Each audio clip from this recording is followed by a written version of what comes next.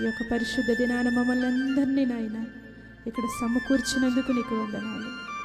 ఇప్పటి వరకు తోడుండి నడిపించారు, నీకు స్తోత్రమయ్యా.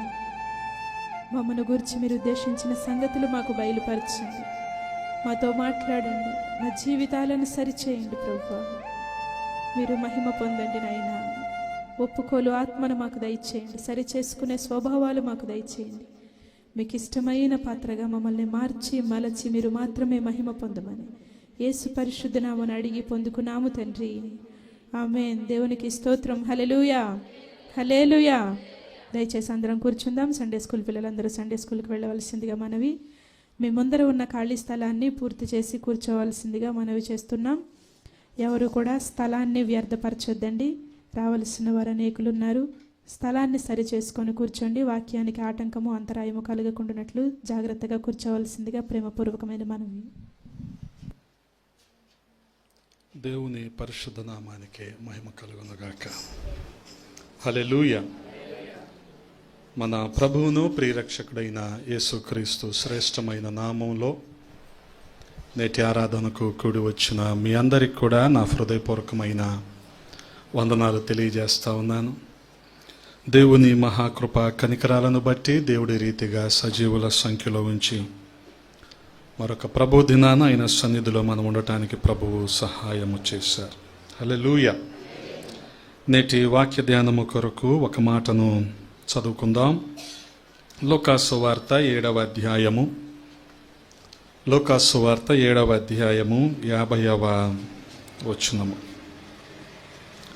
అందుకైన నీ విశ్వాసము నిన్ను రక్షించెను, సమాధానము గలదానవై వెళ్ళుమని ఆ స్త్రీతో చెప్పెను. ప్రార్థన. మమ్మల్ని అతిమిక్కిలిగా ప్రేమించిన మా ప్రియ పరలోకపు తండ్రి, ఈ సమయంలో మరొక్కసారి మీ పాద సన్నిధి చేరటానికి మీరు చూపిన కృపను బట్టి స్తోత్రాలు. గడిచిన కాలం మీ రెక్కల నీడలో భద్రపరిచారు, క్షేమాన్ని సమృద్ధిని మాకు ఇచ్చారు. వందనాలు. మరొక ప్రభు దినాన మీ సన్నిధిలో మేము ఉండటానికి సహాయము చేశారు. మీ అద్భుత ఆశ్చర్య కార్యాలు మా మధ్యలోన జరిగించండి. మీరు ఏర్పాటు చేసిన లేఖనాలు బట్టి స్తుతిస్తున్నాం. మా వెనుకిడిలో దీవించండి, మా సమయాన్ని దీవెనకరంగా మార్చండి. మీ కృపకప్ప చెప్పుకుంటూ ఉన్నాం. అల్పుడైన నన్ను మరుగు చెయ్యండి, మీ ఆత్మచేత నింపి వాడుకోండి. మా అందరితో పేరు పేరున మీరు ముచ్చటించమని మీకే మహిమలు ఆరోపిస్తూ యేసయ్య పరిశుద్ధ నామంలో అడిగి వేడుకుంటున్నాము పరమ తండ్రి, ఆమేన్. ప్రభునందు ప్రియ సహోదరి సహోదరులారా, చదవబడిన మాటలు చాలా శ్రద్ధగా గమనించండి. లూకాసు వార్త 7వ అధ్యాయము 50వ వచనం. అందుకైన నీ విశ్వాసము నిన్ను రక్షించెను, సమాధానము గలదానవై వెళ్ళుమని ఆ స్త్రీతో చెప్పెను. హల్లెలూయా. ఈ అధ్యాయములో 36వ వచనం మొదలు 50వ వచనం వరకు యేసుక్రీస్తు ప్రభువారు పాపాత్మురాలైన స్త్రీని దర్శించగా ఆమె జీవితంలో ఎటువంటి మార్పులు వచ్చాయి అన్న సంగతిని మనం ధ్యానం చేయబోతా ఉన్నాం.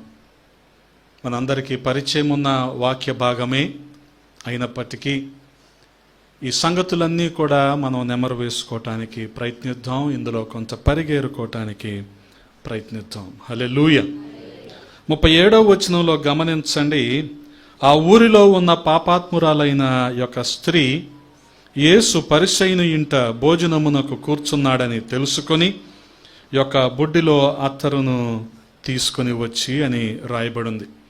ఆమె పేరు కానీ, ఆమె ఊరు కానీ, ఆమె తల్లిదండ్రులు ఎవరో ఈ విషయాలు ఏవి కూడా రాయబడలేదు. కానీ ఆమెకు ఇవ్వబడిన పేరు, ఆమెకు గుర్తింపు కలిగించే పేరేంటంటే పాపాత్మురాలైన స్త్రీ.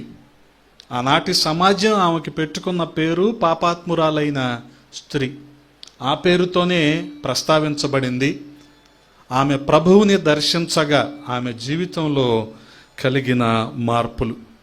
దర్శించిన తరువాత ఆమె ప్రభువుకి చేసిన పనులు, ఇవన్నీ కూడా ఈ 15 వచనాల్లో రాయబడి ఉన్నాయి. కారణం ఏంటో మనం గమనించగలిగితే ఈ విషయాలన్నిటిని బట్టి నేటి సమాజము, సంఘము హెచ్చరించబడాలి అనేది దేవుని చిత్తమై ఉండొచ్చు. అందుకనే ఈ విషయం రాయబడి ఉంది. సాధారణంగా యేసుక్రీస్తు ప్రభువు వారు అనేక ప్రాంతాలు, యోదయ ఆ ప్రాంతాలన్నీ కూడా ఆయన దర్శిస్తూ ఉంటే చాలా సందర్భాల్లో ఆ సమాజానికి సంబంధించిన పెద్ద మనుషులు లేదా పలుకుబడి కలిగిన వ్యక్తులు ఆయనను ఆహ్వానిస్తూ ఉండేవారు. ఆయన సాధారణంగా వారి ఆహ్వానాన్ని మన్నించి వెళ్ళిన సందర్భాలు మాత్రం చాలా అరుదు. కానీ ఇక్కడ మనం చూడగలిగితే ఒక పరిసయుడు యేసుక్రీస్తు ప్రభువు వారిని భోజనానికి ఆహ్వానించినట్లుగా మనం చూస్తూ ఉన్నాం. 36వ వచనంలో, పరిసయులలో ఒకడు తనతో కూడా భోజనము చేయవలెనని ఆయనను అడిగాను. ఆయన ఆ పరిసయుని ఇంటికి వెళ్ళి భోజన పంక్తిని కూర్చుండగా అని రాయబడి ఉంది. సాధారణంగా ఆయన పరిచర్యలో ఆయన చాలా ముమ్మరంగా సంచరిస్తూ అనేకుల్ని కూడా స్వస్థపరుస్తూ అనేకుల్ని కూడా ఆయన దర్శిస్తూ వారితో మాట్లాడుతూ దేవుని రాజ్యానికి సంబంధించిన సువార్తను ఆయన ప్రకటిస్తూ ఇంత ముమ్మరంగా ఆయన పరిచర్యలో ఉన్నప్పుడు ఎవరైనా భోజనానికి ఆహ్వానించినప్పుడు ఖచ్చితంగా సున్నితంగా తిరస్కరించుతాడేమో అని అనుకుంటాం. కానీ ఆయన మాత్రం ఇక్కడ పరిసయ్యుని ఇంట భోజనానికి వెళ్ళారు. అలాగే ఆ భోజన పంక్తిలో ఆయన కూర్చున్నారు. ఆ తర్వాత మనం అర్థం చేసుకోవచ్చు, బహుశా ఈ పాపాత్మురాలైన స్త్రీని దర్శించటానికే కాబోలు, ఈ పాపాత్మురాలైన స్త్రీని ఎన్కౌంటర్ చేయటానికే కాబోలు. గమనించండి, యేసుక్రీస్తు ప్రభువారు ఏ వ్యక్తినైతే ఆయన దర్శిస్తున్నాడో, ఏ వ్యక్తిని తన మాట చేత ఆయన సంధిస్తున్నాడో వారి జీవితాలన్నీ కూడా చాలా అద్భుతంగా మార్చబడ్డాయి. యోహాను సువార్త 4వ అధ్యాయంలో మనం చూడగలిగితే, సమరయకు వెళ్ళి యూదులు ఎవరో నడవరని తెలిసి కూడా యూదులందరూ సమరయను దాటుకుంటూ అటు చుట్టూ తిరిగి లాంగ్ కట్లో వెళ్తారు, షార్ట్ కట్లో వెళ్ళరు. కానీ యేసుక్రీస్తు ప్రభువారు ఈ షార్ట్ కట్లో వచ్చి ఆ సుకారా అనే ఊరిలో యాకోబు తవ్వించిన బావి దగ్గర మిట్ట మధ్యాహ్నం పూట కూర్చొని సంధించినప్పుడు సమరయ స్త్రీలో ఎటువంటి మార్పు కలిగిందో మనం చూసాం. అంటే దేవుని అనాది సంకల్పం. గమనించండి, మనుష్య కుమారునిగా ఎవరో నశించిపోవటం దేవునికి ఇష్టం లేదు అన్నది ఇక్కడ మరొకసారి నిరూపించబడుతుంది. సమరయ స్త్రీ ఎలాగైతే ప్రభువుని దర్శించిన తరువాత ఆమె అంతరంగం మార్చబడిందో, ఆమె వైఖరి, ఆమె ఒక ఉద్దేశంలో ఉండిపోయింది, ఆమె ఒక విగ్రహారాధనలో ఉండిపోయింది. కానీ ఆమె వైఖరి మార్చబడింది, ఆమె ఐడియాలజీ అంతా కూడా మార్చబడింది. గమనించండి, బహుశా ఆ సందర్భాన్ని మనం జ్ఞాపకం చేసుకోగలిగితే ఇక్కడ కూడా యేసుక్రీస్తు ప్రభువారు ఈ భోజన పంక్తిలో వచ్చి కూర్చున్నారు అంటే ఇక్కడ ఏదో సంభవించబోతా ఉంది, లేకపోతే ఆయన రావాల్సిన అవసరం లేదు. అదేంటో మనం అర్థం చేసుకోవచ్చు. ఈ పాపాత్మురాలైన స్త్రీ జీవితంలో కలగబోతున్న మార్పు, ఆమె జీవితంలో ఆమె పొందుకోబోతున్న విడుదల. గమనించండి, దేవుడు ఎవరిని కూడా ఈ రీతిగా పాపులుగా ఉండటానికే ఆయన ఇష్టపడలేదు.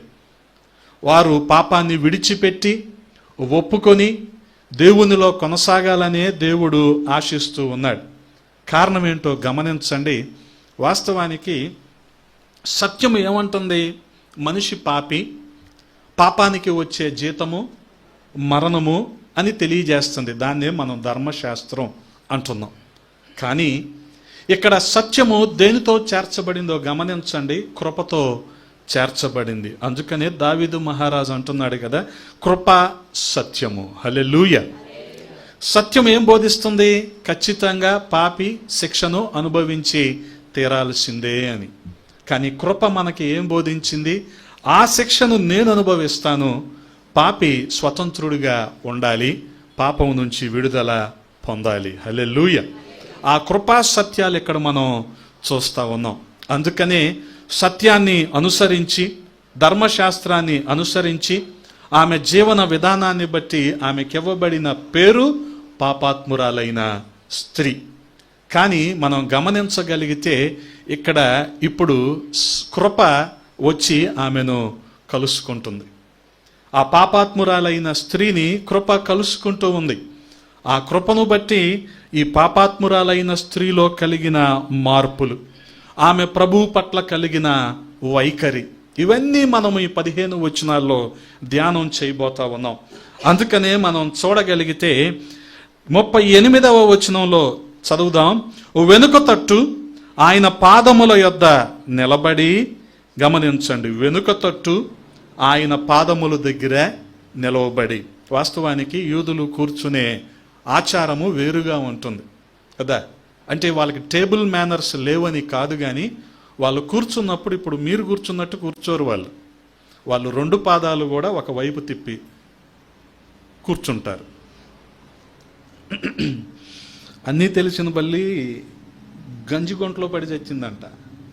ఇన్ని తెలిసి ఏం ఉపయోగం కదా. ఇప్పుడు యూదులు ఎలా కూర్చుంటారు? 2 పాదాలు కూడా ఒకవైపు పెట్టి కూర్చుంటారు. అందుకనే అక్కడ రాయబడిన మాట గమనిస్తున్నారు కదా, వెనుక తట్టు, ఆయన వెనుక తట్టు, ఆయన వెనుక తట్టు, వెనుక తట్టు ఆయన పాదముల యొద్ద నిలువబడి. వాస్తవానికి ఆమెకు ఎంత నిరీక్షణ, ఎంత ఆశ ఉండాలి కదా. గమనించండి, నేను యేసుక్రీస్తు ప్రభువు వారి దగ్గరికి వెళ్తే నా జీవితంలో నేను విడుదల పొందుకుంటాను, గొప్ప అద్భుతాన్ని చూస్తాను అన్న ఆశ ఆమె కలిగి ఉంది. అందుకనే వెనక తట్టు వెళ్ళింది. మీరు స్వస్థతలను గమనించండి, వారు ఎంత ఆశపడి వస్తారు కదా, ఎంత ఆశపడి వస్తారు. 12 సంవత్సరాలుగా రక్తస్రావంతో బాధపడుతున్న స్త్రీ కదా, ఆమె కూడా ఎంత ఆశపడి ప్రభు దగ్గరికి వచ్చి ఉండొచ్చు కదా. అందుకనే ఆ ఆశను బట్టి, ఆమెకున్న విశ్వాసాన్ని బట్టి, ఆమె నిరీక్షణను బట్టి ప్రభు ఆమెను స్వస్థపరిచాడు. అందుకనే మనం చూడగలిగితే ఈ స్త్రీ కూడా తన పాప జీవితము, పాత జీవితాన్ని బట్టి పశ్చాత్తాపపడి, ఈ లోకం నుంచి, లేకపోతే ఈ పాపాన్ని నుంచి నన్ను రక్షించేది కేవలము యేసుక్రీస్తు ప్రభు వారే అని విశ్వసించి ఆయన దగ్గరికి వచ్చింది. గమనించండి, ఆయన దగ్గరికి వచ్చేవారిని ఆయన తోసేసేవాడు కాదు. గమనించండి. అందుకనే ఆమెకున్న ఆశ వాస్తవంగా వచ్చింది. కన్నీళ్లు ఏడ్చుచు కన్నీళ్లతో ఆయన పాదాలను తడిపింది, తన తల వెంట్రుకలతో తుడిచింది, ఆయన పాదములను ముద్దు పెట్టుకొని ఆ అత్తరు వాటికి పూసెను. గమనించండి, అత్తరు తీసుకువచ్చిందని 37 ఆఖరి వాక్యంలో ఉంది కదా. ఇక్కడ అత్తరు పూసింది అని 38వ వచనంలో కూడా ఉంది. ఈ 2 వచనాల దగ్గరే ఆగండి, కొన్ని అద్భుతమైన సత్యాలను మనం నేర్చుకుందాం. ఈ 2 వచనాల దగ్గరే వాస్తవానికి ఈ పాప స్వభావంలో ఉన్న స్త్రీ పాపంలో కొనసాగటానికి ఇష్టపడి ఉండొచ్చు.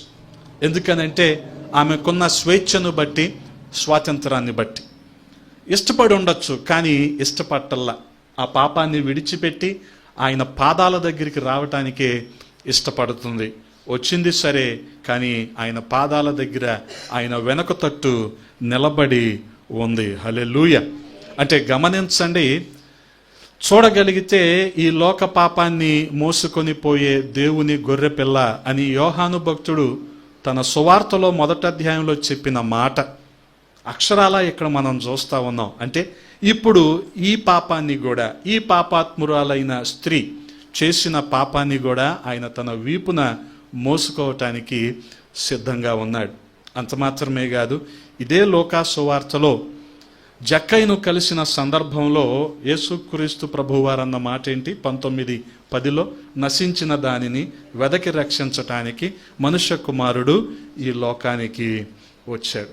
బహుశా ఎవరు చెప్పగా విందో, ఎక్కడ ఏ అద్భుతాన్ని చూసిందో, ఎవరు క్షమించబడటం, ఎవరు స్వస్థపరచబడటం, ఎవరు దయ్యాల చేత విడుదల పొందుకోవటం, ఎవరు ఈ రీతిగా స్వస్థతలు, అద్భుతాలు చేయటం ఎన్ని చూసిందో, ఆ నిరీక్షణతో, ఆ ఆశతో, ఆ విశ్వాసంతో యేసుక్రీస్తు ప్రభువు వారి దగ్గరికి వచ్చింది, వెనక తట్టుగా నిలబడింది.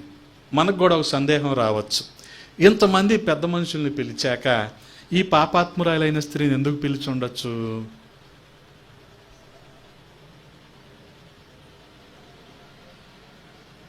అక్కడ ఉన్నది ఎవరు? పరిసయ్యులు ఇంతమంది ఉన్నారు కదా. అంటే ఆ ఊరిలో ధర్మశాస్త్రోపదేశకులు, వాళ్ళను కూడా పిలిచి ఉండొచ్చు. వాళ్ళు కూడా వచ్చారు, కాదంటలా. మరి ఏమని ఎవరు పిలిచి ఉండొచ్చు? పిలవకుండా రాదుగా. గమనించండి, పాపంలో ఉంది కానీ పెద్ద మనిషిగానే చలామణి అవుతుంది. పాపంలో కొనసాగుతూనే ఉంది కానీ ఇంకా పలుకుబడి కలిగిన వ్యక్తిగానే కొనసాగుతూ ఉంది, కాదంటారా? ఈ రోజున కూడా పాపంలో ఉండి పెద్ద మనుషులుగా చలామణి అయ్యే వాళ్ళు ఎంతమంది లేరు? వారికి కూడా సమాజంలో గౌరవ మర్యాదలు ఉంటున్నాయి కదా. అలాంటి స్త్రీ అయి ఉండొచ్చు, ఈవిడ కూడా ఆహ్వానించబడింది. కానీ గమనించగలిగితే ఆమె ఆహ్వానించబడిన విధానం లేకపోతే ఉద్దేశం ఒకటైతే, ఇక్కడ ఆమెకున్న అవసరత మరొకటి. ఆ అవసరతను బట్టి ఆయన పాదాల దగ్గరికి వచ్చి వెనక వైపుగా ఆమె నిలబడినట్టు మనం చూస్తూ ఉన్నాం. అందుకనే మనం చూడగలిగితే మత్తయి సువార్త 11వ అధ్యాయము 28వ వచనంలో రాయబడిన మాట ఏంటంటే, ప్రయాసపడి భారం మోసుకుంటున్న సమస్త జనులారా నా యొద్దకు రండి, నేను మీకు విశ్రాంతిని కలుగజేస్తాను అని. బహుశా ఈ మాట ఈమె జీవితంలో నెరవేర్చబడింది. చాలా అక్షరాల, చాలా స్పష్టంగా ఈ మాటలు ఆమె జీవితంలో నెరవేర్చబడ్డాయి. మనిషికి చాలా ప్రయాసలు ఉంటాయి, గమనించండి. చాలా అవసరతలు ఉంటాయి. ఆర్థిక అవసరతలు అనుకోండి, ఇరుగు పొరుగు వారు సాయం చేయొచ్చు. అవి ఆరోగ్యపరమైన, అనారోగ్యపరమైన సమస్యలు అనుకోండి, వైద్యుల దగ్గరికి వెళ్తే పరిష్కారం అయిపోతాయి. అవి కుటుంబ సమస్యలు అనుకోండి, ఏదో కుటుంబ పెద్దలను అడిగితే అవన్నీ పరిష్కారం అయిపోతాయి. కానీ ఈమెకున్నవి అటువంటి సమస్యలు కాదు కదా. ఈమెకున్నవి ఏంటి? పాపరోగము. ఈమెకున్నది పాపరోగము. అందుకని ఈ పాప భారంతోనే ఆమె కొనసాగుతూ ఉంది. కానీ పరిశుద్ధ గ్రంథమైన బైబిల్ మనకి బోధిస్తున్నది ఏంటంటే, అటువంటి భారం మోసుకుంటున్న ప్రతి ఒక్కరిని ఆయన ఆహ్వానిస్తూ ఉన్నాడు. అందుకనే ఈ స్త్రీ ఎవరి దగ్గరికి వెళ్ళింది? యేసుక్రీస్తు ప్రభువు వారి దగ్గరికి వెళ్ళింది. అంత ధైర్యం లేదు ఆయన ముఖకాంతిలో ఆయన ముఖాన్ని చూడటానికి. అందుకనే వెనక వైపుగా నిలబడింది, ఆయన పాదాల దగ్గరే నిలబడింది. గమనించండి, ఆయన పాదాల దగ్గరే నిలబడింది. వాస్తవానికి ఎంత ఆశ కలిగి వచ్చిందో, ఆ ఆశకు తగిన ప్రతిఫలాన్ని మనం తర్వాత వచనాల్లో చూడబోతా ఉన్నాం. తర్వాత వచనాల్లో మనం చాలా స్పష్టంగా వచనం వెంబడి వచనం చదువుతూ వెళ్తే, అందుకనే ఆ వ్యక్తిగత ధ్యానాల్లో ఇటువంటి అంశాలు పూర్తిగా చదవటానికి ప్రయత్నించండి. ఏదో న్యూస్ పేపర్ చదివినట్టు తక్కువ వ్యవధిలో ఎక్కువ సమయం చదివేసి, ఎక్కువ అధ్యాయాలు చదివేసి ఉద్యోగాలకు వెళ్ళిపోవాలి అన్నంత అడావుల్లో కాకుండా, చదివేది 2-3 వచనాలైనా ఆగి నెమ్మదిగా స్పష్టంగా ఈ వచనం ద్వారా ప్రభువు నాతో ఏం మాట్లాడుతున్నాడు అన్న ధోరణిలో గనక మనం చదవగలిగితే అద్భుతమైన సత్యాలు ప్రభువు మనకి నేర్పిస్తారు. హల్లెలూయా. గమనించండి, ఆయన వెనుక తట్టు వచ్చి నిలబడింది అంటే ఎంత ఆశతో వచ్చి ఉండొచ్చు. అదే రీతిగా మనం చూడగలిగితే మార్కు సువార్త 5వ అధ్యాయంలో 22వ వచనాన్ని ఒకసారి చదువుతారా? 5వ అధ్యాయము 22వ వచనము. మార్కు సువార్త 5వ అధ్యాయము 22వ వచనము. ఉండగా సమాజ మందిరపు అధికారి యాయిరు అనే ఒక వ్యక్తి వచ్చి ఆయనను చూచి, గమనించండి, ఆయన పాదముల మీద పడి, కదండి ఎంత ఆశ కలిగితే ఆమె అంటే ఆయన కుమార్తె చావు బతుకుల మధ్యలో ఉంది. ఆ చావు బతుకుల మధ్యలో ఉన్న కుమార్తె కోసం వచ్చాడు. వచ్చి ఆశతో యేసుక్రీస్తు ప్రభువు వారి పాదాల మీద పడుతున్నాడు. అంటే ఎంత ఆశ కలిగి ఉండాలి. అందుకనే పరిశుద్ధ లేఖనాలు చెప్తా ఉన్నాయి, ఆశ కలిగిన ప్రాణాన్ని దేవుడు తృప్తిపరిచేవాడు. హల్లెలూయా, హల్లెలూయా. గమనించండి, ఈ స్త్రీ కూడా అంతే ఆశగా వచ్చింది. నా పరిస్థితులను మార్చగలిగేది కేవలం యేసుక్రీస్తు ప్రభువారు ఒక్కరే అని నిర్ణయించుకొని వచ్చింది. ఇక నాకు వేరే దిక్కు లేదు అని నిర్ణయించుకొని వచ్చింది ఆయన దగ్గరికి. అందుకని ఎక్కడ నిలబడింది? వెనక తట్టుగా, ఆయన వెనక వైపు ఆయన పాదాల దగ్గర నిలబడి ఉంది. హల్లెలూయా. కాబట్టి మనం గమనించగలిగితే ఆమె పాదాల మీద పడటానికి సిద్ధంగా ఉంది. ఇక్కడ సమాజ మందిరపు అధికారి వచ్చి యేసుక్రీస్తు ప్రభు వారి పాదాల మీద పడ్డాడు. అంటే వీరిరువురు ఎంత ఆశ కలిగి ఉండొచ్చు. అందుకని ఆయన దగ్గరికి వచ్చిన వారిని ఆయన త్రోసివేసేవాడు కాదు. దాన్ని బట్టే తర్వాత వచనాల్లో చూడగలిగితే ఆమె పాప స్వభావం అంతా కూడా పవిత్రపరచబడింది. హల్లెలూయా. ఆమె పాప స్వభావము కారణం ఏంటంటారు? ఆమెకున్న విశ్వాసం అటువంటిది. అందుకని ఆఖరిగా 50వ వచనంలో ఏమని రాయబడి ఉంది అక్కడ? నీ విశ్వాసము నిన్ను రక్షించెను. హల్లెలూయా. నీ విశ్వాసము నిన్ను రక్షించెను. అంతటి విశ్వాసముతో, అంతటి నమ్మికతో, అంతటి ఆశతో ఆమె యేసుక్రీస్తు ప్రభు వారి దగ్గరికి వచ్చింది. అంత మాత్రమే కాదు, ఏం చేస్తుంది? వచ్చి నిలబడి తర్వాత ఏడ్చుచు కన్నీళ్లతో ఆయన పాదములను తడిపి వచ్చింది. ఏడ్చింది. ఏడవాలంటే ఏం కావాలి? పశ్చాత్తాపం కావాలి. ఏడవాలంటే పశ్చాత్తాపం కావాలి. గమనించండి, అంటే ఆమె గత జీవితాన్ని విడిచిపెట్టేయటానికి సిద్ధపడిపోయింది. గత జీవితంలో ప్రభువుకి ఆయాసకరంగా, దేవునికి దుఃఖకరంగా జీవించినవన్నీ కూడా జ్ఞాపకం చేసుకుంది. కాబట్టి ఇప్పుడు ఏం చేస్తుంది?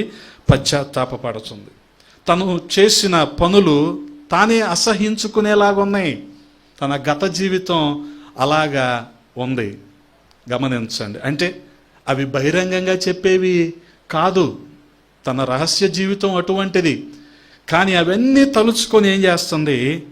విరిగి నలిగిన హృదయంతో కన్నీరు కారుస్తూనే ఉంది. ఆ కన్నీరు కార్చి యేసుక్రీస్తు ప్రభు వారి పాదాలు తడిపినట్టుగా మనం చూస్తూ ఉన్నాం. హల్లెలూయా. అందుకనే గమనించండి, ఎప్పుడైతే పశ్చాత్తాపం కలుగుతుందో అప్పుడు ఖచ్చితంగా కన్నీరు ఉబుకుతుంది. పశ్చాత్తాపం కలిగినప్పుడు కన్నీరు ఉబుకుతుంది. చూడగలిగితే పౌలు అపోస్తలుడు అంటాడు, కొరింథీయులకు 2వ ఉత్తరాన్ని రాస్తూ 7వ అధ్యాయము 10వ వచనంలో, 7వ అధ్యాయము 10వ వచనం, కొరింథీయులకు దైవ చిత్తానుసారమైన దుఃఖము రక్షణార్థమైన మారు మనసును కలుగజేయును. హల్లెలూయా. ఎటువంటి దుఃఖం ఇది? మొగుడు కొడితే వచ్చిన దుఃఖం కాదు ఇది. దైవ చిత్తానుసారమైన దుఃఖము కదా. మన వాళ్ళకి సెల్ఫ్ సింపతి, సెల్ఫ్ పిటి అనేది బాగా అలవాటు. బాగా అలవాటు. అంటే వీళ్ళని చూసి వీళ్ళే జాలి పడాలి, వీళ్ళు చెప్పే మాటలు చూసి ఎదుటోళ్ళు కూడా వీళ్ళ మీద జాలి పడాలి. అలా వచ్చిన దుఃఖం కాదు ఇది. అందుకనే మన వాళ్ళు చాచికమని లగంగానే ఏడవటం మొదలెడతారు. ఎందుకు ఏడుతున్నా? ఒకవేళ ఏడ్చావు, దాని రిజల్ట్ ఏంటి? రిజల్ట్ ఎలాగ ఉండాలంటే దైవ చిత్తానుసారమైన దుఃఖము, రక్షణార్థమైన మారు మనస్సును. నువ్వు ఏడ్చావంటే ఇక ఆ క్రియలు నువ్వు విడిచిపెట్టేసావని అర్థం. నువ్వెందుకు ఏడుస్తున్నావు? మళ్ళీ ఆ క్రియలు అలాగే ఉన్నాయి అనుకో, ఇంకెందుకు ఏడిచినట్టు? అంటే మన వాళ్ళు కూడా ఎలా ఉంటారంటే భయం భయం అంటానే ఉంటారు, చేసేది చేస్తానే ఉంటారు. ప్రకటన గ్రంథం చదివితే భయం కలుగుతుందండి. మరి చేసేది చేస్తున్నావుగా, ఇంకా ఈ లోకం మీద ఆశపోలేదుగా. కానీ వీళ్ళకంటే ప్రకటన గ్రంథం చదవంగానే భయమే చేస్తుందంట. ఎందుకు సార్ ఈ కబుర్లన్నీ ఎందుకు? మార్పు ఉండాలిగా. అందుకని ఎటువంటి మారు మనస్సు అది? రక్షణార్థమైన మారు మనసు. ఈ రక్షణార్థమైన మారు మనస్సు నీ జీవితాన్ని పూర్తిగా మార్చివేస్తుంది. హల్లెలూయా. అందుకనే విరిగి నలిగిన హృదయం గలవారికి యెహోవా ఆసన్నుడు అని రాయబడి ఉంటుంది 34వ కీర్తనలో. ఎందుకని రాసి ఉంటున్నారంటారు? దావీదు ఆయన పశ్చాత్తాపడ్డాడు తన పాపాన్ని గురించి. 51వ కీర్తనలో ఆయన పశ్చాత్తాపం అంతా కూడా రకరకాలుగా వివరిస్తూ ఉంటాడు. మొదటి చరణం మొదలు 10వ చరణం వరకు. అందుకనే ఈమె ఏం చేసింది? ఏడ్చుచు కన్నీళ్లతో ఆయన పాదాలను తడిపింది. హల్లెలూయా. గమనించండి. అందుకని ఎందుకు కన్నీరు కారుస్తున్నామో కూడా మనకు తెలియాలి. మన పరిస్థితులను బట్టి, మన లోటుపాట్లను బట్టి, లేకపోతే మన అవసరతలను బట్టి, లేకపోతే మమ్మల్ని వాళ్ళు అలాగన్నారు, వీళ్ళు ఇలాగన్నారు, ఇలాగన్నారు అని కన్నీరు గార్చావనుకో, నీ పరిస్థితుల్లో మార్పు రాదు. పరిస్థితుల్లో మార్పు రాదు. నీ హృదయ ఆలోచనలు మార్చుకునేలాగా నువ్వు ప్రభు పాదాలు పట్టుకొని బతిమలాడుకున్నావు అనుకో, అది నీలో మార్పు కలిగిస్తుంది. దాని వలన నీకు దీవెన. కానీ ఇక మిగతా అన్నీ ఉన్నాయి చూడండి, ఇవన్నీ సెల్ఫ్ పిటీ కోసం, అంటే సానుభూతి కోసం చేసే పనులు అన్నమాట ఇవన్నీ కదా. అందుకనే చాలా జాగ్రత్తగా గమనించాలి. ఈమె ఏడ్చింది, కన్నీళ్లతో ఆయన పాదాలు తడిపిందంటే దీని వెనుక ఏం జరిగింది? గొప్ప మార్పే జరిగింది. తన క్రియలన్నీ కూడా ఆమె కళ్ళ ముందు కనిపించాయి. వీటన్నిటికీ విడుదల ఎక్కడంటే యేసుక్రీస్తు ప్రభు వారి దగ్గరే అని వచ్చింది. ఆయన చూసిన వెంటనే కన్నీరు కార్చింది. హల్లెలూయా. అందుకనే మనం గమనించగలిగితే ప్రియ సహోదరి సహోదరులారా, తన పాపాన్ని బట్టి పశ్చాత్తాపపడ్డాడు చిన్న కుమారుడు కూడా. లూకాసు వార్త 15వ అధ్యాయము, లూకాసు వార్త 15వ అధ్యాయం 21వ వచనంలో మనం చూడగలిగితే, అప్పుడు ఆ కుమారుడు, తండ్రి, నేను పరలోకానికి విరోధముగా నీ ఎదుట పాపము చేశాను, ఇక మీదట నీ కుమారుని అనిపించుకోవటానికి కూడా నేను తగను. ఎటువంటి మారు మనసు చూశారు ఇది? ఎటువంటి మారు మనసు ఇది? ఏమన్నాడు? వెనక్కి వచ్చి, పిల్లలంటే అలాగే ఉంటారు, పిల్లలు కాకపోతే నువ్వు చేస్తావా అన్నాడా వచ్చి? ఏమన్నాడు? నీ పిల్లోడిని అంటానికి కూడా నేను సరిపోను నేను అంటే ఇతనిలో ఎటువంటి మారు మనసు వచ్చింది? అందుకనే కన్నీరు నీలో మారు మనసును తీసుకురావాలి. నీ హృదయ స్థితిని మార్చాలి. నువ్వు కన్నీరు కార్చావంటే ఇక ఆ పాపాన్ని నువ్వు విడిచిపెట్టేశావు అని అర్థం. కానీ నువ్వు కన్నీరు కారుస్తానే ఉంటావు, పాపంలో కొనసాగుతూనే ఉంటావు. ఏంటి ఉపయోగం? గమనించండి. ఈ స్త్రీ అదే మనకి బోధిస్తూ ఉంది. ఆమె వాటన్నిటిని విడిచిపెట్టి ప్రభు పాదాలు పట్టుకోవటానికి సిద్ధపడింది. ఆయన దగ్గరికి రాగానే ఏడ్చుచు కన్నీళ్లతో ఆయన పాదాలను తడిపింది. హల్లెలూయా. అంటే వాస్తవానికి కన్నీరు రకరకాలుగా మనిషికి వస్తూ ఉంటుంది. కానీ ప్రతి కన్నీటి వెనుక ఖచ్చితంగా హృదయ మార్పు అనేది ఉంటుంది అన్నది సత్యం. హృదయం మార్పు, ఆలోచనల్లో మార్పు అనేది ఉంటుంది. హమ్మింగ్ వస్తుంది ఒకసారి.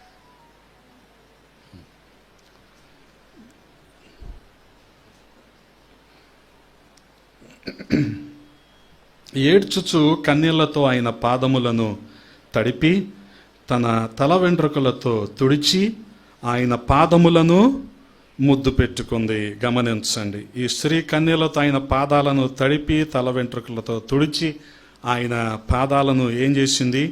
ముద్దు పెట్టుకుంది. వాస్తవానికి తల వెంట్రుకలు అంటే మనిషి ఘనతకు గుర్తు. అబ్షాలోముకు కూడా రింగులుగా చాలా పెద్ద చుట్టు ఉండేది. అది అబ్షాలోము యొక్క ఘనత.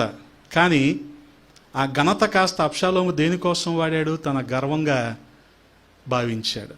కానీ నాశనానికి ముందు ఏమి నడుస్తుందంటే గర్వం నడుస్తుంది. అబ్షాలోము ఆ మస్తకి వృక్షానికి ఆ జుట్టు చెక్కబడి వేలాడుతూ ఉండగా ఒక దాసుడు చూచి బాణం వేశాడంటే అంటే ఎంత జుట్టు ఉంటే అది అలాగుంటుంది. దానికి తోడు మనోడు చేసిన పని ఏంటంటే గుర్రం మీద వెళ్ళటం కదా. గుర్రం ఏమైనా మామూలుగా స్మూత్గా BMW వెళ్ళినట్టు వెళ్తాయా గుర్రాలు? ఎగురుకుంటూ వెళ్తాయి. వీడి జుట్టు కూడా ఎగురుతుంది. వీడు కూడా ఏమనుకుంటున్నాడు? సూపర్, నా అంతటోడు ఎవరో లేరు కదా. చాలా సందర్భాల్లో మనిషి ఆ రకంగానే అతిశయిస్తాడు. అది ఒక రోజు లేకుండా పోద్ది. అది ఒకనొక రోజు లేకుండా పోద్ది. ఎంతసేపు నువ్వు ఇలా అంటున్నావు అనుకో, ఇది లేకుండా పోద్ది ఒక రోజు. తర్వాత నీకు టోపీ పెట్టుకుని ఉద్యోగం రావాలి. టోపీ పెట్టుకుని ఉద్యోగం తెలుసుగా మీకు, పోలీస్ ఉద్యోగం. అది రావాలి, అప్పుడు ఇదంతా కవర్ అవుద్ది. లేకపోతే ఇది అంతా కనిపిస్తూ ఉంటుంది. సంసోను కూడా అలాగే అనుకున్నాడు. మనం న్యాయాధిపతులు 13, 14, 15, 16 అధ్యాయాలు చదివితే ఎక్కడ చదవండి, ఒక పలానా తిమ్నాతుకు వెళ్ళి ఒకతను చూచి అనే రాయబడి ఉంటుంది. చూచి చూచి చూచి ఆఖరికి ఆ కళ్ళే లేవు. గాజా వెళ్ళాక వాళ్ళు ఫస్ట్ అటాక్ చేసింది వీటి మీదే. అర్థమైందా? దేన్ని చూసుకొని మనం అతిశయిస్తూ ఉంటాం, అది ఒక రోజు ఉండదు సార్. ఏంటి పరిస్థితి మరి? నా అంత నాజుగ్గా లేరు అనుకుంటాం మనం, నా అంత ఎర్రగా ఎవరు లేరు అనుకుంటాం. ఆఖరికి ఇయే ఒక రోజు నిన్ను పట్టుకుంటాయి. దీన్ని బట్టే కదా ఇక్కడ మనం దానికి కొద్దిగా భక్తి మసాలా యాడ్ చేస్తాం. ప్రతిదీ దేవుని వల్లే కలిగింది, దేవుని కృప అండి. నువ్వు దానికోసం ఎంత టైం కేటాయిస్తున్నావు మా తెలియదేంటి? దాన్ని కూడా నువ్వు దేవుని కృపలో యాడ్ చేసావు. దీనికోసం, గ్రూమింగ్ కోసం, ఈ మెయింటెనెన్స్ కోసం ఎంత టైం కేటాయిస్తున్నావు? అందుకని గమనించండి, ఈమె జుట్టుదు, ఈమె పాదాలను ఆ రకంగా తుడిచింది అంటే గమనించండి, ఈ జుట్టు దేనికి, ఆమె తల వెంట్రుకలు దేనికి గుర్తు అంటే ఆమె ఘనతకు గుర్తు. ఆమె ఘనతకు గుర్తు. అందుకనే జుట్టు మీద ఎవరు చేయకూడదు. ఎందుకని? అది వారి ఘనత, అది వారి ఘనత. కానీ ఏమేం చేసింది? ఆ తల వెంట్రుకలతోనే ఆయన పాదాలను తుడిచింది. తొడవటం అంటే ఆహా, ఇక నేను పూర్తిగా దేవునికి అప్పగించుకుంటున్నాను అనే ధోరణిలోకి వెళ్ళిపోయింది. ఇక నాకంటూ ఏమీ లేదు, నా శక్తియుక్తులు, నా బలము, నా జ్ఞానము అంటూ ఏమీ లేదు, ఇక నేను ప్రభువుకి అప్పగించుకుంటున్నాను. అలాగే కన్నీళ్లతో తడిపింది. అలాగే ఆయన పాదాలను తుడిచింది. ఆఖరికి ఏం చేసింది? ఆయన పాదాలను ముద్దు పెట్టుకుంది. అంటే ఎంత ప్రేమ ఉండాలి ఆమెకు, ఎంత ప్రేమ ఉండాలి. ఎప్పుడైతే ఈ పనులన్నీ చేసిందో, ఇక చుట్టుపక్కల వాళ్ళు, ముఖ్యంగా ఈ పరిసయ్యులు కదా, పరిసయ్యులు ఎలాగుంటారంటే ప్రతిదీ కూడా రూల్ ప్రకారం వెళ్ళాలి. రూల్ బుక్ ఒకటి ఉంటుంది వాళ్ళ దగ్గర, పరిసయ్యుల దగ్గర. ప్రతిదీ రూల్ ప్రకారం వెళ్ళాలి అనుకుంటారు. వెళ్ళాలి అంతే, అలాగే జరగాలి అంటారు. అది ఒకటి జరిగితే చాలు, ఇక తర్వాత ఏమైనా చేయొచ్చు. వైట్ అండ్ వైట్ వేస్తే చాలు, తర్వాత ఎన్ని వ్యాపారాలైనా చేసుకోవచ్చు. అంతేగా? అది పరిసయ్యుడు చెప్పే రూలు.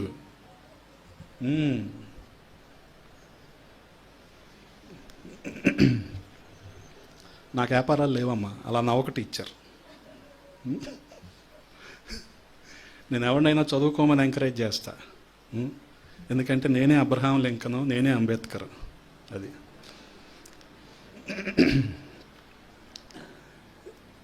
పరిశీలి ఏం చెప్తారంటే, నీ తల్లిని నీ తండ్రిని సన్మానించాలి. సన్మానిస్తే చాలు, బయట ఎన్ని అరాచకాలు చేసినా పర్వాలా.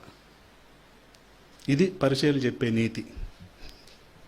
అందుకనే మన నీతి ఎవరికంటే ఎక్కువగా ఉండాలంట? ఈ పరిశీలి నీతి కంటే మన నీతి ఎక్కువగా ఉండాలి. అది పరిశీలి నీతి అంటే. వాడు రూల్ ఫాలో అవుతాడు, వాడికి ఆధ్యాత్మికత అనవసరం, వాడికి పరిశుద్ధాత్మ కార్యాలు అనవసరం, వాడు రూల్ ఫాలో అవుతాడు అంతే. అది వీళ్ళు కూడా ఇప్పుడు ఏమనుకుంటున్నారు? చూసావా ప్రవక్త అంటాడు ఆమె పాపి అన్న సంగతి ఈయనకి తెలియదా? గమనించండి, ఆ తర్వాత వచనాల్లో మనం చూడగలిగితే 39వ వచనంలో ఏం రాయబడి ఉంది? ఈయన ప్రవక్త అయిన ఎడల తను ముట్టుకొనిన ఈ స్త్రీ ఎవతియో ఎటువంటిదియో ఎరిగియుండును, ఇది పాపాత్మురాలని తనలో తాను అనుకొనెను. గమనించండి, తెలిసి ఉండాలిగా. ఈ గుసగుసలన్నీ బహుశా ఆయనకి ఏదో లీలగా వినపడి ఉంటాయి, వినిపించినట్టు. వెంటనే ఆయన ఏం చేశాడు గమనించండి. 40వ వచనంలో, అందుకు యేసు, సీమోను, నీతో ఒక మాట చెప్పవలనని ఉన్నానని అతనితో అనగా, అతడు ఏమంటున్నాడు? బోధకుడా చెప్పుమనెను. అప్పుడు యేసు, గమనించండి, అప్పు ఇచ్చు ఒకనికి 2 రుణస్థులుండిరి. వారిలో ఒకడు 500 దేనారములు, మరి ఒకడు 50 దేనారములను అచ్చియుండిరి.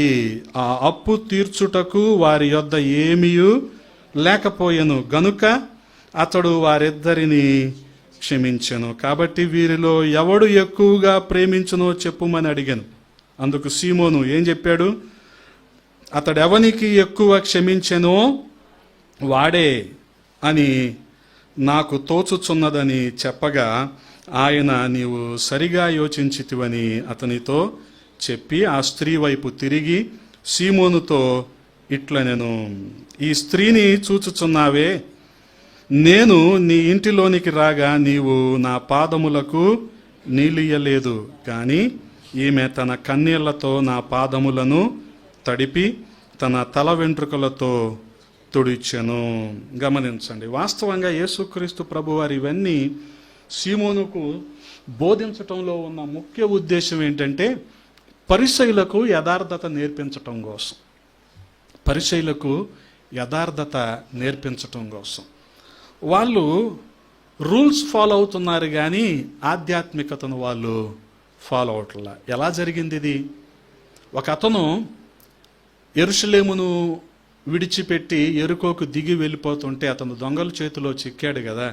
మొదటగా ఎవరు వెళ్ళారు? ఆ పక్కగా లేవీయుడు వెళ్ళాడు. పట్టించుకున్నాడా?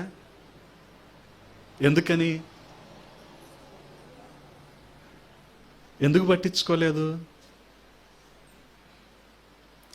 అంటే తను చేయాల్సిన పని తనకి చాలా ప్రాముఖ్యమైనది, కానీ ఇక్కడ గాయాలతో పడి ఉన్న వ్యక్తి కాదు. అది అంటే అవన్నీ చేస్తే దేవుడు మెచ్చుకుంటాడు, నా సహోదరుడు ఇలా గాయాలతో పడి ఉన్నాడు, ఇతని బాధ్యత నాకు లేదు అనే భావనలో ఆ లేవీయుడు కానీ వాళ్ళందరూ ఉండిపోయారు. కానీ అంటరానోడు అని చెప్పుకుంటారు చూడండి, ఆ సమరయుడు వచ్చి ఇతని గాయాలు కట్టాడు, ద్రాక్షారసం పోసాడు, గాడిద మీద ఎక్కించుకున్నాడు, పూటకోళ్ళ వాని ఇంటికి తీసుకెళ్ళాడు, అక్కడ సపర్యలు చేశాడు, 2 దేనారాలు కూడా ఇచ్చాడు. ఇంతకీ ఎవరు పొరుగువారు అని అడిగితే ఈ సమరయుడే. అందుకనే ఎవరు అవసరతలో ఉన్నప్పుడు మనకి సహాయపడతారో వారే ప్రభు ప్రేమను చూపించిన వారు. ఇక్కడ కూడా ఈ స్త్రీ అవసరతలో ఉంది. ఆమె ఏం చేసింది? ప్రభు దగ్గరికి వచ్చింది, ప్రభువును ప్రేమించింది. ఎందుకు అంతగా ప్రేమించింది? తన ఘనతకు సూచనగా ఉన్న తన తల వెంట్రుకలతో యేసయ్య పాదాలు తుడిచిందంటే అంతగా ప్రేమించింది ప్రభువుని. అంతగా ప్రేమించింది కాబట్టి ఆయన ఒక ఉపమానాన్ని చెప్పాడు కదా, ఎవరి రుణాలైతే తీర్చబడతాయో ఎక్కువగా వారు ఎక్కువగా ప్రభువుని ప్రేమిస్తారు. అక్కడ చాలా అద్భుతమైన మాట ఉంటుంది, గమనించండి. 46వ వచనంలో 47 అండి, ఆమె విస్తారముగా ప్రేమించెను గనుక ఆమె యొక్క విస్తార పాపములు క్షమించబడినని నీతో చెప్పుచున్నాను. ఆమె విస్తారముగా ప్రేమించింది కాబట్టి ఆమె పాపాలు విస్తారంగా ఉన్నప్పటికీ క్షమించబడ్డాయి. ఎవనికి కొంచెముగా క్షమించబడునో వాడు కొంచెముగా ప్రేమించునని చెప్పి నీ పాపములు క్షమింపబడి ఉన్నవని ఆమెతో అనెను. అంటే ఒక దెబ్బకు 2 పెట్లు. ఈ ఒక్క ఉపమానంలో ఇద్దరితో మాట్లాడాడు యేసుక్రీస్తు ప్రభువారు. ఒకటి సీమోను పరిసయ్యుడితో మాట్లాడాడు, రెండవది పాపాత్మురాలైన స్త్రీతో కూడా మాట్లాడుతున్నాడు.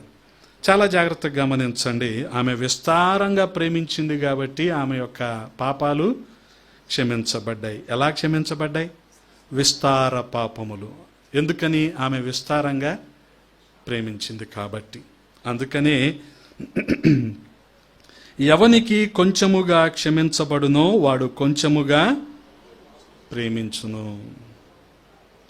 ఇంతకీ ఫ్యాన్ తిరిగాక కరెంట్ వస్తుందా? కరెంట్ తిరిగాక ఫ్యాన్ వస్తుందా? ఈ మధ్య చూడలేదా మీరు? కరెంటు వచ్చాక ఫ్యాన్ తిరుగుద్దా? ఫ్యాన్ తిరిగాక కరెంట్ వస్తుందా?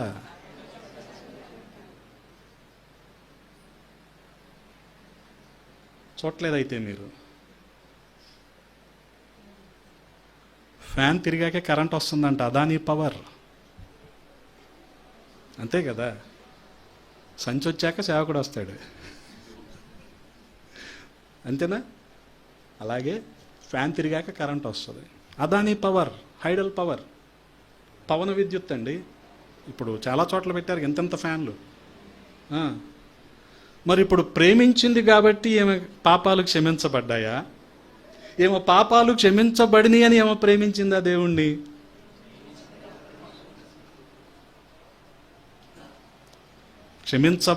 నువ్వు క్షమించబడ్డా వనకముందే ఈ క్రియలన్నీ ఆవిడ చేసింది. ఇది మనం మర్చిపోకూడదు.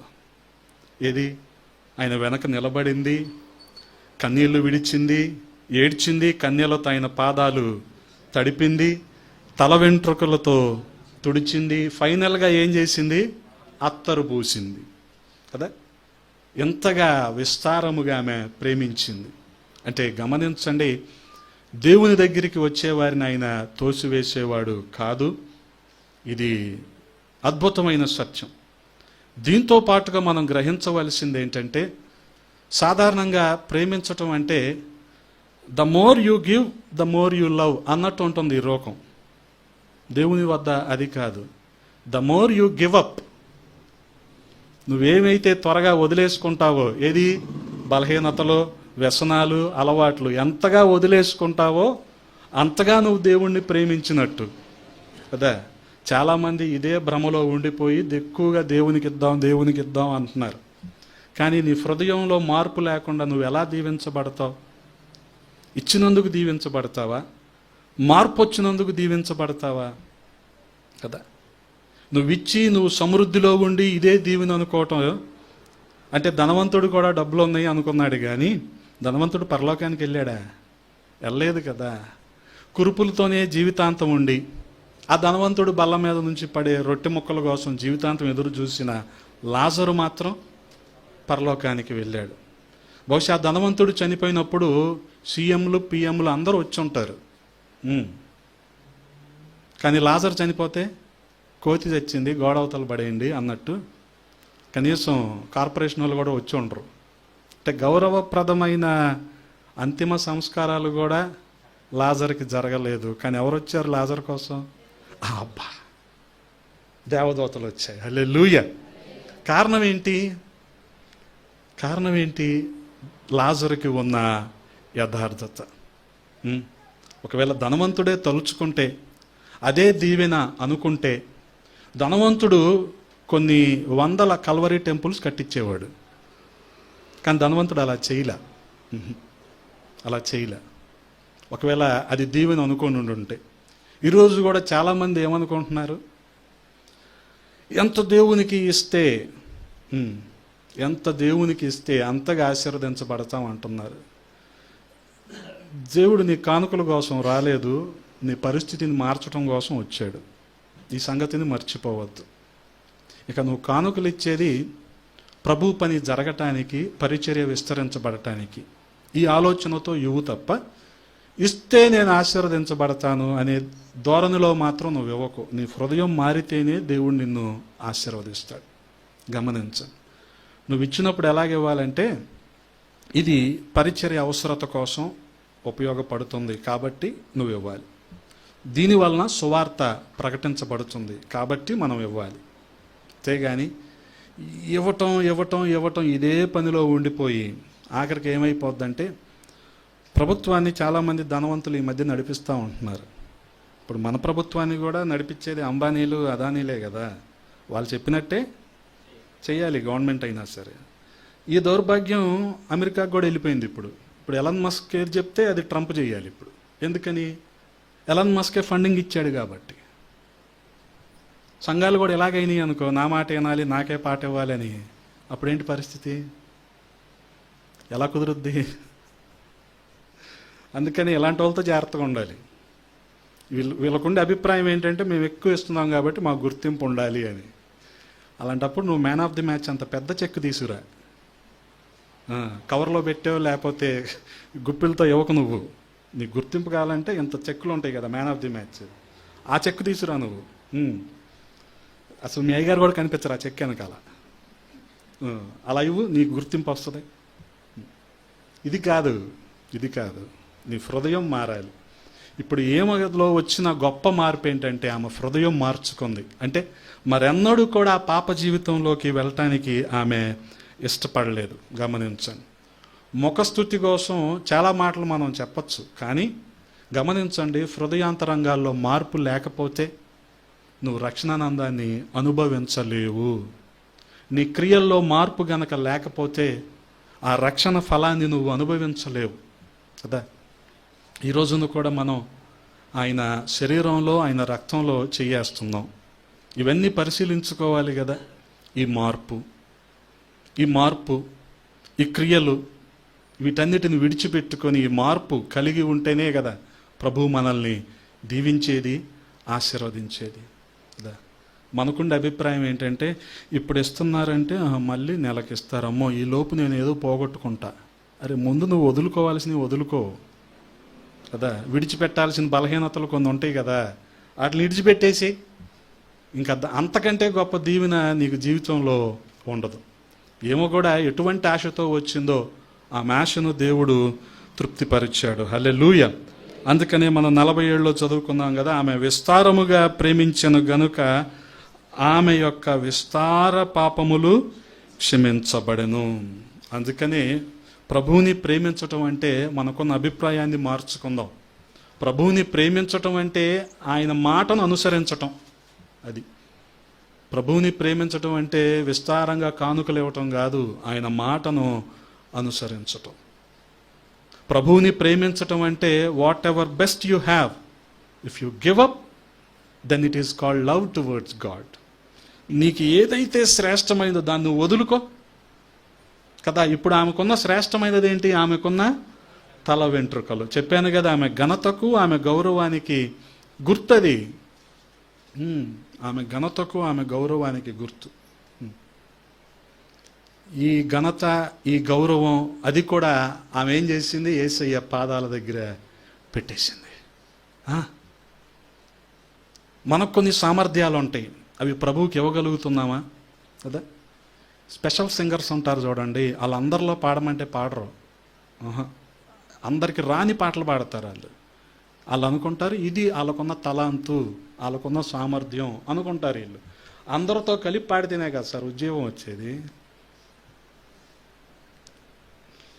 మరి నువ్వు వదులుకోగలుగుతున్నావా? నీకున్న సామర్థ్యాలు, నీ సంపద, నీ సమయం, దేన్ని వదిలిపెట్టుకోం మనం. దేన్ని ప్రభు కొరకు వాడం. ఏది తీసుకొచ్చి ఆయన పాదాల దగ్గర పెట్టం. ఇక మనకి ఎప్పుడు వస్తుంది ఈ మార్పు? గమనించండి. ఈ ఇన్స్ట్రుమెంట్లతో మైకుల్లో పాడేవాళ్ళు ఉంటారా? వాళ్ళ గురించి నీకు ఎందుకయ్యా అంటే వాళ్ళకి అవసరం ఈరోజు నాకు. వాళ్ళు పాడేవాళ్ళు ఉంటారా? వాళ్ళ నువ్వు సింగిల్గా పాడమని పాడతారేమో? నెవర్. అప్పుడు అనుకోవాలి బెస్ట్ సింగర్స్ ఎవరంటే నేను మా మావయ్యే. మాకు మైకులు అవసరంలా, మాకు స్కేలు పెన్సిల్ అవసరంలా, మాకేం అవసరంలా. మాకు హృదయపూర్వకంగా ఎలా కనిపిస్తే అలా పాడేస్తాం మేము. మరి ఇది నీ సామర్థ్యం కాదంటలా. ఇన్ని వాయిద్యాలతో ఎంత అద్భుతంగా పాడటం నీ సామర్థ్యం కాదంట. ఇది లేకుండా పాడు నువ్వు ప్రభు కోసం. నెవర్. దీనికి ఏంటంటే మంచి డెకారం ఉండాలి, ప్రోటోకాల్ ఉండాలి, అంత అడావుడి ఉండాలి. అప్పుడు మనం కదా. ఎలా ఉంటుందంటే మీరు 3-4 రోజులు తోటంతా ఊడ్చారా? 3-4 రోజులు ఊడ్చారు, చాలా ప్రయాసపడ్డారు. నేను అరగంట వచ్చి వెళ్ళిపోయాను చూడు, అలా ఉంటుంది అంత చండాలంగా. నాకు చాలా సిగ్గు అనిపించింది కదా. మీరు అంత ప్రయాసపడి నేను వచ్చేయండి చెప్పేది మీకు తెలియని అని చెప్పేది. అందుకని ప్రయాసపడే వాళ్ళకి తెలుస్తుంది. అరగంట కాబట్టి పర్లేదులేండి, భరించవచ్చు. నన్ను ఎక్కువ సమయం అయితే భరించలేరు. ఏం పంతులమ్మా? ఆయన్ని ప్రేమించటం అంటే అర్థం చేసుకోండి. ఆయన్ని ప్రేమించటం అంటే ఆయన మాటలను, ఆయన ఆజ్ఞలను మనం అనుసరించటం. అది వాటిని మనం తూచా తప్పకుండా పాటించటం అంతే. అవేమీ చేయకుండా దేవుణ్ణి మేము ప్రేమిస్తున్నాము, దేవుడికి మేము దగ్గరగా ఉంటాము. కోర్స్ నువ్వు చర్చికి దగ్గరగా ఉండొచ్చాము, దేవునికి దగ్గరగా ఉండలేవు. నువ్వు ఆయన చెప్పినవి అనుసరించకుండా ఆయనకి సమీపంగా ఆయన సహవాసంలో నువ్వు ఉండలేవు. అందుకని మనం గమనించగలిగితే పౌలపోస్తులుడు కూడా అంటాడు, ప్రేమతో కూడిన మీ ప్రయాస అంటాడు తెసలోనికా సంఘంతో రాస్తూ. ప్రేమతో కూడిన మీ ప్రయాస. ఎందుకనంటే ఈ ప్రయాసలో ఏం కనిపించింది? వాళ్ళ ప్రేమ. ఆ సంఘము పౌలపోస్తులునికి సహకరించిన విధానంలో వారి ప్రేమ కనిపించింది. ఆ రీతిగా ఆమె ఎంతగా ప్రేమించిందో అంతగా ఆమె పాపాలన్నీ కూడా క్షమించబడ్డాయి. హల్లెలూయా. అక్కడ ఆమె ఆ రీతిగా తల వెంట్రుకలతో ఆయన పాదాలు తొడవటం, అత్తరు ఆ పాదాలకు పూయటం, ఇవన్నీ కూడా ఆమె ప్రేమను చూపిస్తూ ఉన్నాయి. అంత మాత్రమే కాదు, వాస్తవంగా ఆఖరి మాటగా ఆయన 50వ వచనంలో అంటున్నది ఏంటంటే, నీ విశ్వాసము నిన్ను రక్షించెను. నీ విశ్వాసము నిన్ను రక్షించెను. విశ్వసించటం ద్వారానే మన పాపాలకు క్షమాపణ. మొట్టమొదటిగా మన బలహీనత ఏంటో మనం గ్రహించాలి. ఈ బలహీనతను యథార్థంగా మనం ఒప్పుకోవాలి. నిత్య రాజ్యం మనకి కావాలి అంటే నిత్య నరకానికి అర్హులం అన్న సంగతి ముందు మనం గ్రహించాలి. వీఆర్ బాండ్ క్రిస్టియన్స్ అన్నట్టు బడాయి మాటలు చెప్పకూడదు కదా. మేము పుట్టు క్రైస్తవులం అయితే ఎవడికి ఉపయోగం, ఈ మాటలు చెప్పకూడదు. అసలు ముందు మనం ఇది గ్రహించాలి. మనం నరకానికి పాత్రులం అన్న సంగతిని మనం గ్రహించినప్పుడే దేవుడు మన యథార్థతను బట్టి మనకు నిత్య రాజ్యాన్ని ఇస్తాడు. ఆయన దగ్గరికి వచ్చినప్పుడు కూడా డెకారం అంతా ఫాలో అయ్యామనుకోండి, చాలా కష్టం. వాస్తవానికి ఈమెకున్న విశ్వాసం ఏంటి? ఆయన దగ్గరికి వచ్చే వారు ఎవరిని కూడా యేసుక్రీస్తు ప్రభువారు తోసివేయడు. ఇది ఆవిడకున్న విశ్వాసం. ఈ విశ్వాసాన్ని బట్టి వచ్చిన తర్వాత ఆమె పాపాలన్నీ కూడా గుర్తు తెచ్చుకొని పశ్చాత్తాపపడి వాటన్నిటిని విడిచిపెట్టిన తర్వాత ఆ కన్నీటితో ఏం చేసింది? ఆయన పాదాలను తుడిచింది. తల వెంట్రుకల కన్నీటితో ఆయన పాదాలు తడిపింది, తల వెంట్రుకలతో తుడిచింది, అత్తరు కూడా రాసింది. అందుకనే ముందు మన వాస్తవ స్థితిని మనం గ్రహించాలి. ప్రభు పాదాల దగ్గర పెట్టాలి. అప్పుడు ఖచ్చితంగా ఈ బలహీనతలన్నిటిని కూడా ఆయన సరిచేసి ఖచ్చితంగా ఆయన శక్తితో మనల్ని నింపటానికి ఆయన సమర్థుడు. హల్లెలూయా. అందుకని మనకి యోహాను సువార్త 3వ అధ్యాయము 16వ వచనంలో ఒక అద్భుతమైన మాట ఉంటుంది. ఒకసారి చదువుదామా? యోహాను సువార్త 3వ అధ్యాయము 16వ వచనం. దేవుడు లోకమును ఎంతో ప్రేమించారు కాగా ఆయన తన అద్వితీయ కుమారునిగా పుట్టిన వాని యందు విశ్వాసముంచు ప్రతివారు, గమనించండి, ఎవరైతే విశ్వాసం ఉంచుతారో, ఆయన యందు విశ్వాసం ఉంచుతారో వారు నశింపక నిత్య జీవము పొందునట్లు ఆయనను అనుగ్రహించెను. హల్లెలూయా.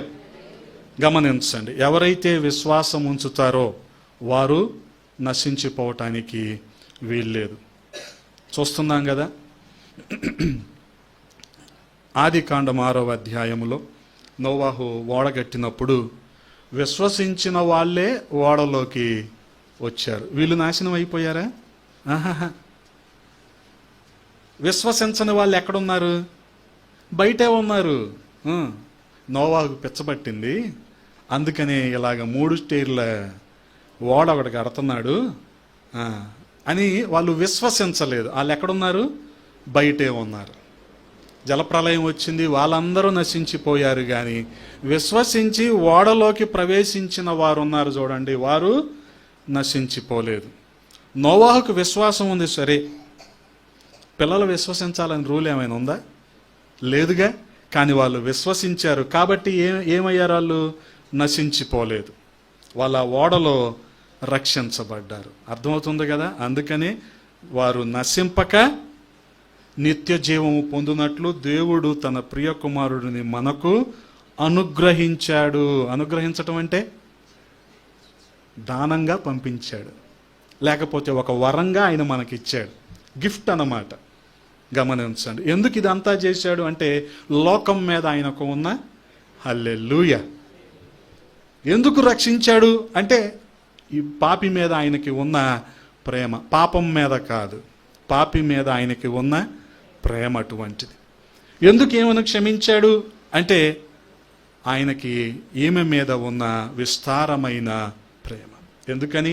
ఆమె కూడా యేసుక్రీస్తు ప్రభు వారిని విస్తారంగా ప్రేమించింది అన్నదానికి నిదర్శనాలు మనం చూసాం కదా. బహుశా ఆ పని ఎవరు కూడా చెయ్యకపోవచ్చు, కానీ ఆమె చేసింది. దాన్ని బట్టి ఆమె విస్తారమైన పాపాలు క్షమించబడ్డాయి. అందుకనే గమనించండి, విశ్వాస సంబంధులే అబ్రహాము కుమారులు అవుతారు. గలతీయులకు రాసిన పత్రిక 3వ అధ్యాయము 7వ వచనంలో మనం చూడగలిగితే, గలతీయులకు రాసిన పత్రిక 3వ అధ్యాయము, కాబట్టి విశ్వాస సంబంధులే అబ్రహాము కుమారులని మీరు తెలుసుకొనుడి. గమనించండి, విశ్వాస సంబంధులే, ఎవరు విశ్వసిస్తారో వారే అబ్రహాము కుమారులు. జక్కయ్యని ఉద్దేశించి యేసుక్రీస్తు ప్రభువారు అన్న మాట ఏంటి? ఇతను అంటే జక్కయ్యలో ఏమొచ్చింది? ఇప్పుడు విశ్వాసం వచ్చింది. ఆ విశ్వాసం వచ్చింది కాబట్టే ఈ అక్రమార్జన ఉంటేనే నేను బ్రతుకుతాను అనుకోలా జక్కయ్య. అందుకని ఏం చేశాడు? సగం బేదలకు ఇచ్చేశాడు. తను ఎవరి దగ్గర అయితే అన్యాయంగా తీసుకున్నాడో వాటిని 4 అంతలు తిరిగి చెల్లించేశాడు. అంటే ఎటువంటి విశ్వాసం వచ్చింది జక్కయ్యకు? అబ్బో, ఇలా దాచుకుంటేనే జక్కయ్య బతుకుతాడు అనే భ్రమలోంచి జక్కయ్య బయటకు వచ్చాడు. కారణం ఏంటంటే దేవుని మీద ఉన్న విశ్వాసం. ఆ విశ్వాసాన్ని బట్టి ఇప్పుడు ఏమయ్యాడు జక్కయ్య? అబ్రహాము కుమారుడయ్యాడు. అందుకనే విశ్వసించిన వారు, విశ్వాస సంబంధులే అబ్రహాము కుమారులు. విశ్వసించిన వారు నశింపక నిత్య జీవాన్ని పొందుకుంటారు. ఆ రీతిగానే ఎఫెసీయులకు రాసిన పత్రిక 2వ అధ్యాయం, ఎఫెసీయులకు రాసిన పత్రిక 2వ అధ్యాయం 8వ వచనంలో మనం చూడగలిగితే, మీరు విశ్వాసము ద్వారా కృప చేతనే రక్షించబడ్డారు. దీనికోసం మనం పడిన ప్రయాస ఏమీ లేదు. ముందు పాపి అన్న సంగతిని గ్రహించాము, పాపాల నుంచి విడిపించేవారు యేసుక్రీస్తు ప్రభువారే అని విశ్వసించాము. ఈ విశ్వాసము ద్వారా ఆయన మనల్ని ఏం చేశారు? కృపచేత రక్షించారు. గమనించండి, మనం అర్హులం కాదు, కానీ కృప మనల్ని ఏం చేసింది? ఆయన క్షమాపణకు, ఆయన రక్షణకు మనల్ని అర్హుల్ని చేసింది. వాస్తవంగా ఏమ చేసిన పనులు కూడా క్షమించటానికి అర్హం కాదు, కానీ ఈమె యేసుక్రీస్తు ప్రభువారి పట్ల చూపించిన అమితమైన ప్రేమ, పాపాన్ని విడిచిపెట్టుకున్న విధానం, యేసుక్రీస్తు ప్రభువారు ఒక్కరే నన్ను క్షమించగలరు, నన్ను నా పరిస్థితి నుంచి విడిపించగలరు అని విశ్వసించిన విధానం ఆమెను రక్షించాయి. అందుకని 50వ వచనంలో చాలా స్పష్టంగా రాయబడిన మాట ఏంటంటే, నీ విశ్వాసము నిన్ను రక్షించెను. హల్లెలూయా, హల్లెలూయా. అందుకనే గమనించండి, విశ్వసించిన వారు నశింపరు. విశ్వసించిన వారు అబ్రహాము కుమారులు. విశ్వసించిన వారు కృపచేత రక్షించబడతారు. అందుకనే కృపను దుర్వినియోగపరచడం అంటే ఏంటంటే, ఈ సంగతి మర్చిపోతాం. ఏది? పాపి అన్న సంగతి మర్చిపోయి చాలా విషయాల్లో ప్రభువునే గద్దించడానికి పూనుకుంటాం. ఇదన్నమాట కృపను దుర్వినియోగపరచడం అంటే. గద్దించే వాళ్ళు ఉన్నారా మీ దగ్గర? దేవుణ్ణి గద్దిస్తారా ఎవరైనా? దేవుడు మనల్ని గద్దించాలే కానీ మనుషులే దేవుణ్ణి గద్దించే రోజులు ఇవి. మాకు అది ఇవ్వలేదేంటి, మాకు ఇది ఇవ్వలేదేంటి, మాకు అలా చేయలేదేంటి అని కదా. అన్నీ తీసుకొని నరకంకి వెళ్ళటం కంటే ఏమీ లేకుండా పరలోకంకి వెళ్ళటం మేలు. అందుకనే అన్ని అవయవాలు కలిగి ఉండి నువ్వు నరకంలో పడటం కంటే నీ కుడికన్ను అభ్యంతరపరిస్తే నువ్వేం చేయాలి? తీసే, అవసరం లేదు. అది నీకు దేవునికి అడ్డుగా వస్తుందా? అది అవసరం లేదండి. ఇంకా అప్పుడు ఎక్కడికి వెళ్తాం మనం? పరలోకానికి వెళ్తాం. మనమేమనుకుంటామంటే 2 వారాల క్రితం మీ తోట నుంచి నేను డైరెక్ట్గా తిరువూరులో మన వాళ్ళు హౌస్ ఓపెనింగ్ అయితే వెళ్ళిన తర్వాత ఒక మామగారు ఉంటే, మామగారు బాగున్నారా అని అడిగా. మామగారు చాలా వృద్ధురాలు. ఆమె ఏమంటుందంటే, అంతా బాగానే ఉంది కానయ్యా, పైకి లేగాలంటే ఇలా ఇలా చేతులు పెడితే కానీ లేవలేకపోతా. మేము అలాగే ఉన్నాం మా అమ్మగారు అన్నా నేను. మా వృద్ధాప్యంలో ఆమె కనీసం అలాగని లెగ్గలుగుతుంది కదా. కానీ ఆమె బాధ ఏంటంటే అలా పెడితేనే కానీ లెగలేకపోతున్నాను అయ్యా బలవంతంగా. మేము అలాగే ఉన్నామంటే ఇప్పుడు అర్థమైంది ఆమెకి. చాలా ఊహించుకుంటాం మనం.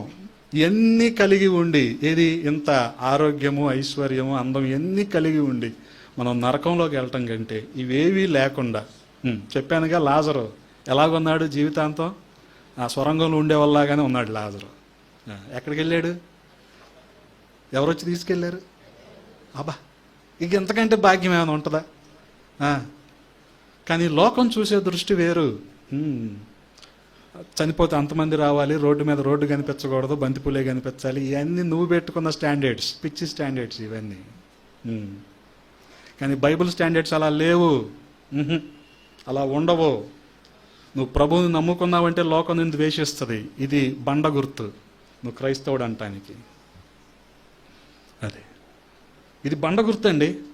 దీనికి ఏ యాసిడ్ టెస్ట్ అవసరంలా. ఇంకా లోకం నిన్ను ద్వేషిస్తుందా, నువ్వు క్రైస్తవుడివి. అది అటువంటి విశ్వాసంలో మనం ఉండటానికే ప్రభు ఈ ఉదయకాల సమయంలో ఈ పాపాత్మురాలైన స్త్రీని మన ముందుంచారు. గమనించాం. బహుశా అందరి ముందు పెద్ద మనిషిగా చలామణి అయింది కదా. ఇప్పుడు నా పరువేంగాను అనుకోలా ప్రభువు వద్దకు రావటానికి. వాటిని కూడా పక్కన పెట్టేసింది. అందుకనే చెప్పా, మన సమయం, మన సంపద, మన సామర్థ్యం ప్రభు కొరకు మనం వదిలిపెట్టుకోగలిగితే ప్రభువు మనల్ని దీవిస్తాడు. మనకేమో అవి కావాలి, ప్రభువు కూడా కావాలి. రెండూ కుదరవు కదా. అందుకనే ఏ వ్యక్తి కూడా ఇద్దరు యజమానులకు దాసుడుగా ఉండలేడు. అయితే ధనాన్ని విడిచిపెట్టి దేవుణ్ణి వెంబడించాలి, లేదా దేవుణ్ణి విడిచిపెట్టి ధనం వెంట పరిగెత్తాలి. గమనించండి, దేవుని వెంట పరిగెట్టడమే మంచిది. ఒకనాటికి ఈ ధనం మనతో ఉండదు. ఆకాను సంపాదించుకున్నాడు, ఉందా? గహాజీ సంపాదించుకున్నాడు, ఉందా? లేవు. దేవుని చిత్తంలో లేనిది ఏది కూడా మనకొచ్చి చేరదో. దేవుని చిత్తంలో ఉన్నది ఏది కూడా మన చేతిలో నుంచి జారిపోదు. This should be our faith. గమనించండి. మనిషే పాకులాడుతూ ఉంటాడు, అవి కావాలి, ఈ కావాలి, అయ్యొద్దు, ఈ వద్దు. కానీ దేవుని చిత్తం అనేది ఒకటి ఉందిగా, దీన్ని గ్రహించండి. అప్పుడు ఖచ్చితంగా ప్రభు మనల్ని అంతకంతకు ఆశీర్వదిస్తాడు. ఈ పాపాత్మురాలైన స్త్రీ ఎటువంటి రక్షణానందాన్ని అయితే పొందుకుందో, ఈ రక్షణానందం లేక, ఈ రక్షణ భాగ్యం లేక అనేకులు కూడా ఈ రోజున ఈ లోకంలో ఉన్నారు. మనం రక్షించబడ్డాం, ప్రభు శరీరంలో ఆయన రక్తంలో పాలు పొందుతున్నాం. ఇటువంటి రక్షణ పొందని వారి పట్ల కూడా బాధ్యత కలిగి ఉందాం. వారికి ప్రభువుని పరిచయం చేద్దాం. అటువంటి కృపా దేవాది దేవుడు మనందరికీ దయచేయునుగాక. ఆమేన్. తలలు వంచండి, ప్రార్థన చేసుకుందాం. పరిశుద్ధుడా, ప్రేమ కలిగిన తండ్రి, ఈ ఉదయకాల సమయంలో కొద్ది మాటలు ధ్యానించటానికి కృపనిచ్చారు. స్తోత్రాలు రాజా. విశ్వాసాన్ని బట్టి రక్షించబడిన ఈ పాపాత్మురాలైన స్త్రీని మా ముందుంచారు. ఆ రీతిగా మేము కూడా విశ్వాసాన్ని బట్టి అద్భుత కార్యాలు మేము చూడగలుగులాగున సహాయము చేయండి. విన్న ఈ మాటలు మా హృదయంలో భద్రపరచండి. దుష్టుడు ఎత్తుకుపోకుండా సహాయము చేయండి. మీ కృపకప్ప చెప్పుకుంటూ ఉన్నాం. దైవజనులు బిషప్ ప్రభుని గారు చేసిన పరిచయను మీరు దీవించండి, నూతన ప్రాంతాలకు విస్తరింపచేయండి. సహకారులను మీరు లేవనెత్తుకున్నారు, వారందరిలో మీరు ఉండండి. నూతన ఆత్మలు పట్టబడటానికి సహాయము చేయమని, పరిచయను మీరు దీవించి ఆశీర్వదించమని, ప్రతి అవసరతను తీర్చమని యేసయ్య నామములో అడిగి వేడుకుంటున్నాము తండ్రి. ఆమేన్. మీ అందరికీ వందనాలు. దేవుడు మిమ్మల్ని దీవించునుగాక. ఆమేన్.